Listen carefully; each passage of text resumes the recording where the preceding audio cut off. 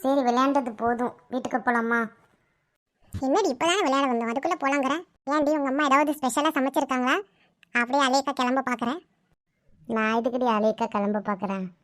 வேணா நீயும் வா, சேர்ந்து சாப்பிட்லாம்.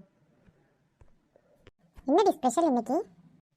இருடி, என்ன நீங்கள் அம்மாட்ட கேட்கலாம். அம்மா அம்மா, என்னம்மா சமையல் இன்னைக்கு?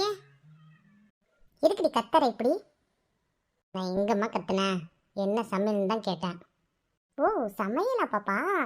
அம்மா சிக்கன் பிரியாணி செஞ்சுருக்கேன், வாங்க சாப்பிட்லாம். நீ வாம்மா சாப்பிட்லாம்.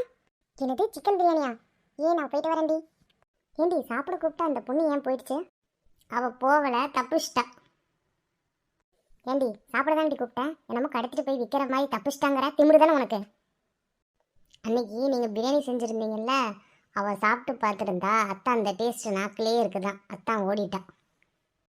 எவ்வளோ டேஸ்ட்டாக இருந்தவன நாக்கில் நிற்கிது, வந்து சாப்பிட்டுட்டு போனா என்ன? என்னமோ இப்படி போறா? மா, நீ செஞ்ச பிரியாணி நீ மட்டும்தான் நல்லா இருக்குன்னு சொல்லணும், மற்றவங்களுக்குலாம் அது தக்காளி சோறு. ஏண்டி எருமை மாடு, தக்காளி சோறில் தான் சிக்கன் இருக்குமா? என்னைய கடுப்பேத்துற பாப்பா. தக்காளி சாப்பாட்டில் சிக்கன் கிரேவி எடுத்து கலந்து வச்சுட்டு பிரியாணி சொல்கிற ஒரே ஆள் நீ தான்.